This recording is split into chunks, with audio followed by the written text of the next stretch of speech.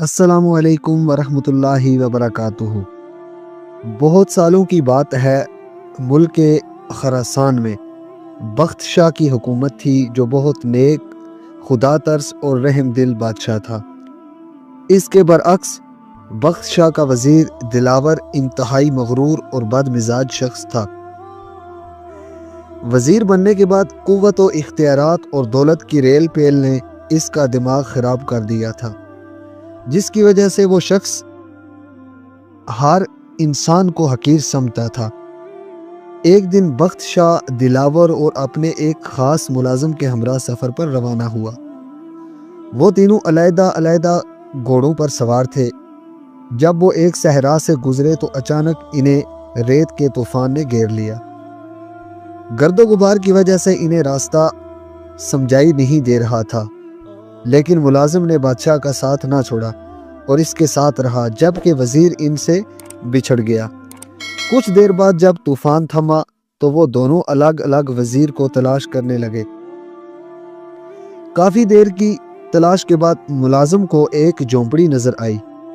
جب وہ وہاں پہنچا تو اسے ایک اندھا فقیر بیٹھا دکھائی دیا۔ ملازم نے اس سے انتہائی بدتمیزی سے پوچھا، او اندھے، کیا تو نے اس طرف کسی گھوڑے سوار کو گزرنے کی آواز سنی ہے؟ فقیر نے جواب دیا، نہیں بھائی، مجھے تو کچھ سنائی نہیں دیا۔ ملازم یہ سن کر آگے بڑھ گیا۔ تھوڑی دیر بعد وزیر دلاور بھی اپنے ساتھیوں کو تلاش کرتا ہوا ادھر سے گزرا۔ جھونپڑی دیکھ کر وہ بھی رکا اور اس نے فقیر سے پوچھا، او فقیر، کیا تم نے یہاں سے کسی آدمی کے گزرنے کی آوازیں سنی ہیں؟ اس نے وزیر کو بھی وہی جواب دیا جو ملازم کو دیا تھا۔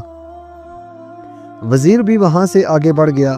کچھ ہی دیر گزری تھی کہ بخت شاہ بھی اس جھونپڑی کے پاس سے گزرا۔ فقیر کو دیکھ کر گھوڑے سوار نے اپنی سواری کو روکا اور نیچے اترا۔ پہلے فقیر کو سلام کیا، اس کے بعد انتہائی ادب سے پوچھا، شاہ صاحب، کیا آپ نے کسی گھوڑے کی ٹاپوں کی آوازیں سنی ہیں؟ نابینا فقیر نے جواب دیا، ہاں جہاں پناہ، پہلے حضور کا ملازم ادھر سے گزرا، پھر آپ کا وزیر۔ بادشاہ کو یہ سن کر بہت حیرت ہوئی۔ اس نے پوچھا، شاہ صاحب، آپ تو نابینا ہیں، آپ کو کیسے معلوم ہوا کہ میں بادشاہ ہوں؟ اندھے فقیر نے مسکرا کر جواب دیا، عالی جاں، آپ کے ملازم نے مجھے اندھا کہا، آپ کے وزیر نے مجھے فقیر کہا، حضور نے مجھے شاہ صاحب کہہ کر مخاطب کیا، لہٰذا گفتگو اور لہجے سے میں نے اندازہ لگا لیا کہ کون کس مرتبے کا ہے۔ بخت شاہ فقیر کی باتوں سے بہت خوش ہوا اور اسے انعام و اکرام دینے کی کوشش کی، لیکن فقیر نے لینے سے انکار کر دیا۔ بادشاہ فقیر کی کٹیا سے رخصت ہو کر محل پہنچا، جہاں ملازم اس کا انتظار کر رہا تھا۔ اس نے اسے فقیر سے بے ہودہ انداز میں گفتگو کرنے پر سرزنش کی۔ اس دوران وزیر بھی محل پہنچ گیا۔ بادشاہ نے اسے بھی نابینا فقیر سے ہونے والی گفتگو سے آگاہ کیا، پھر دونوں کو سمجھایا کہ اعلیٰ مرتبے یا عہدے کے نشے میں کسی انسان کو کم تر اور حقیر نہیں سمجھنا چاہیے۔ یہ سب کچھ اللہ تعالیٰ کا دیا ہوا عطیہ ہے، لیکن یاد رکھو، اگر خالق کائنات کسی کو کچھ دیتا ہے تو وہ اسے واپس لینے کی بھی قدرت رکھتا ہے۔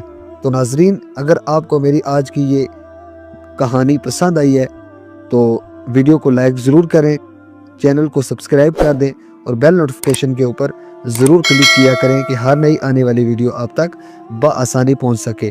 تب تک کے لیے اجازت دیجیے، اللہ حافظ۔